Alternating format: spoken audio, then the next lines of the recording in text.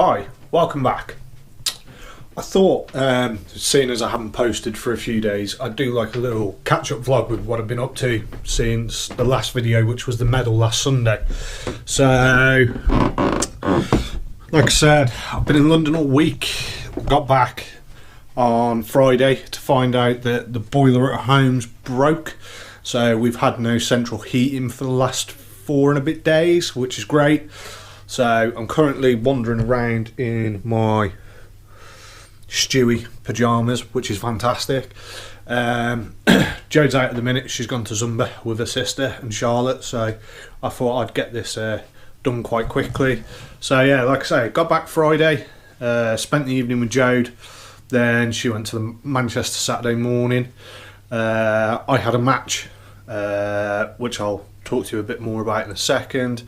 Then went out Saturday night with the lads from the golf club, had a decent night,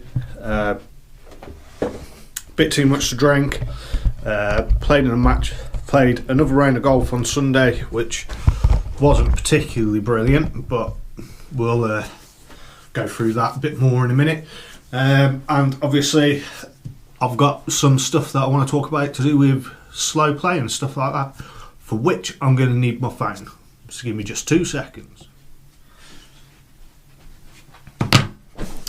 So yeah, slow play. I wrote a blog on my blog site, which is chrisstevensgolf.wordpress.com, which I mentioned about slow play, and in particular one member of the golf club that I've played with that has been accused of being slow. His name's Bob Johnson, and obviously I mentioned him by name in my blog. I just want to go on record and say that, 1, I didn't intend to offend him. 2, if I have offended him, I'm sorry. And 3, I actually don't think he is a slow player. If you read what I've said in my blog, or what I'm going to discuss now, you'll find that I actually put the onus on this not on the players themselves, but actually the people that teach us. So the teaching professionals, the people that we see on telly, we look up to, you know, these type of guys. I think they've got a duty of care to particularly the grassroots, the sort of junior level of golf, where they're teaching the core basics and stuff like that. There is no way we need, you know, sort of 60, 70, possibly even 90-second pre-shot routines. So that's from getting to the ball, picking the club, having your practice swings and hitting the ball. Doesn't need to be 90 seconds. I put in my blog, which is why I got my phone, and I just want to read it to you. So just let me find it. So yeah, I put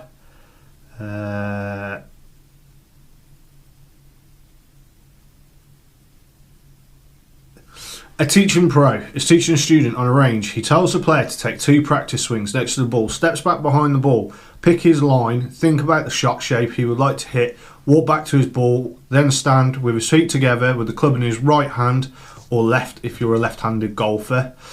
Set the club square to target, set your left hand grip, then right, again vice versa if you're a left-handed player. Take your stance, have one more look to make sure you're lined up, and then take the shot. Say that takes 90 seconds or 1 minute and 30 seconds. On 18 tee shots, that would equate to 23 minutes and 40 seconds. Add another 54 shots for a scratch golfer, so that's 1 hour and 10 minutes. So for one player to hit 72 shots, that's not including walking to the ball or walking to the tee box or looking for a ball, say if you do actually lose it. That's 1 hour and 33 minutes. You times that against 4 players, that's 5 hours and 32 minutes. And that's for 4 scratch golfers that predominantly round their home course should shoot level par, so 72 shots. You know, like I say, I think the biggest issue with slow play is that obviously the guys on tour are taking longer to get around the courses, but they're playing for millions of pounds. If you've got a 2-3 foot putt, which could be the difference between taking home £1 million or taking home say £500,000. What are you going to do? You're going to spend an extra 40 seconds making sure that the ball's lined up. I understand that, but at my level, you know, do we really need a minute and a half as a pre-shot routine? You know, I'm guilty of it. I tend to freeze over the ball when I'm not playing particularly well, because unfortunately I can miss as far left as I can right. I've not really got that sort of shot where I know where my miss is going to be, so I will freeze over the golf ball. You know, it's just something that I've been going to try and work on over the winter. So yeah, I just think teaching pros should have not necessarily a duty of care, but something that actually says, you know, us as amateur golfers don't want to spend 8 hours or 5 hours, 5.5 hours on the golf course playing golf every day. What's the point?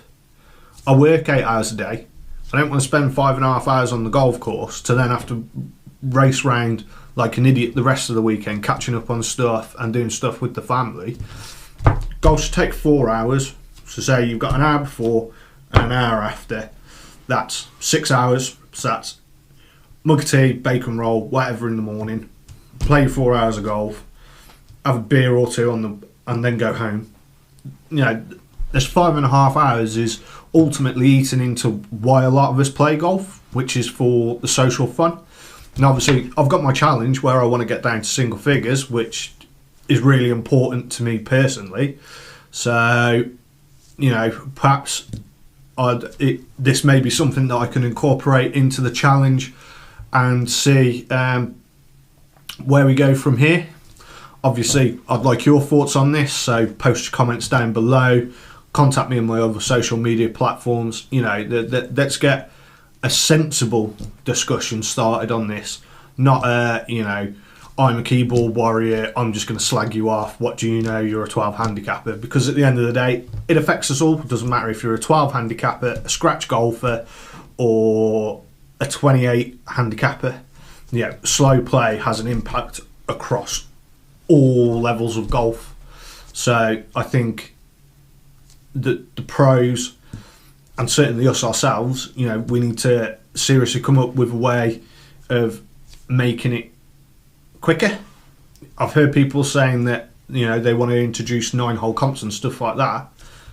I don't want to play 9-hole comps. I joined a 27-hole golf course. I want to play our round of golf. 9 holes is great in the week after work, but at a weekend I want to play 18 holes of golf, not 9. So I definitely think we need to find something that definitely speeds the game up. So that's that rant over with. Let's move on to my weekend on the course. So yeah, like I said, Saturday I had a match with my pairs partner Andy Donald in the winter match play. Unfortunately, we lost 3-2, but I'm not too disappointed with that. Obviously, I'm disappointed that I lost because I feel like as a partnership we played well, and any other day and any other partnership we would have won quite comfortably. But we just came up against two really good golfers that kind of bossed us in the end. You know, we got up early in the match, but we never really sort of carried on. We just kind of got stuck in a rut and just didn't really get anything going. And in the end, they across the sort of 15, 16 holes we played, they played the better golf out of the two of us. So it was unfortunate, but wasn't the worst golf I've ever played. Sunday, on the other hand, was awful. I went out Saturday night with some of the lads from the golf club, had a few too many cheeky beers, as you do. Wife was away, empty house. My stepdaughter had gone to see her dad for the weekend, so it was ideal time really to get the lads over to Shrewsbury and have a few beers. Really enjoyed the night. Unfortunately, the enjoyment of the night before turned into an absolutely diabolical round of golf on the Sunday. Woke up obviously hungover, managed to get some food and a coffee inside me, got to the golf club, teed off, played the first couple of holes all right, and then just basically as the time went on, just fell apart, completely fell apart. I don't think I've played that badly in 8-9 months. So it's safe to say that if I am going to be going on any drinking sessions over Christmas, I definitely will not be playing golf the day after. So safe to say, and Jodie will love that, so that's always good. Yeah, this week I've not really got much planned. I'm just working. Hopefully going to go practice on Friday night with Tim at Shosbury Golf, so hopefully I'll get a video of that. Then it's Saturday is the Saturday knock, playing Saturday knock for the first time for a couple of weeks, so that'd be quite nice. Hopefully go out and get some footage there if my playing partners were all right with that. And then Sunday we've got that little cutie pie there's 10th birthday party, so no golf. Will be spending my day with 22 kids, ranging from the age of 7 up to 10. So that's going to be loads of fun. But it'd be good to catch up with the family. My mum and dad are going to come over. Jodie's mum and dad are coming. So, sorry, got a bit of a dry mouth. That would be really good. On one other golf-related note, as I've not been able to practice for the last couple of weeks, I was looking forward to doing some putting tonight while Jode was at a gym class or whatever it is she's doing. Now, apparently, my putting mat is in there somewhere.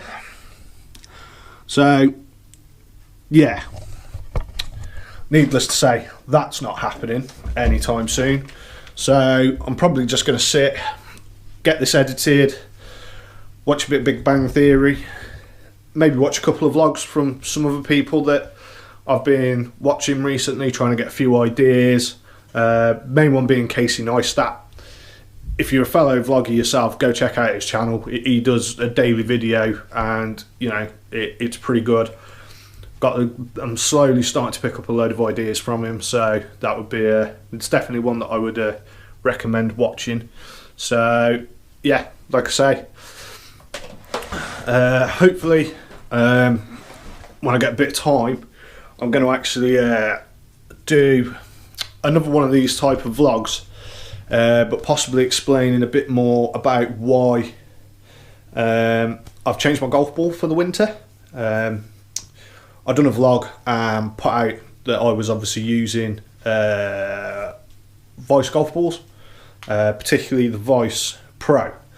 I think it's a great ball, absolutely love it. I've still got, 3 dozen of them floating around the house, so it's definitely going to be a ball that I'm going to go back to in the summer. But in the winter, I just feel that at my current stage with my game, I need to play with a slightly cheaper ball, so that's why I switched to the Strixon AD333. So like I say, I'll hopefully get a video of that done at some point in the not too distant future and get it up here. So yeah, that's it really. Hope you enjoyed the video. Don't forget to subscribe to my channel to keep up to date with all the other stuff that I post. Don't forget to hit the thumbs up if you like it. Obviously leave comments below, like I said earlier on, about the slow play and stuff like that.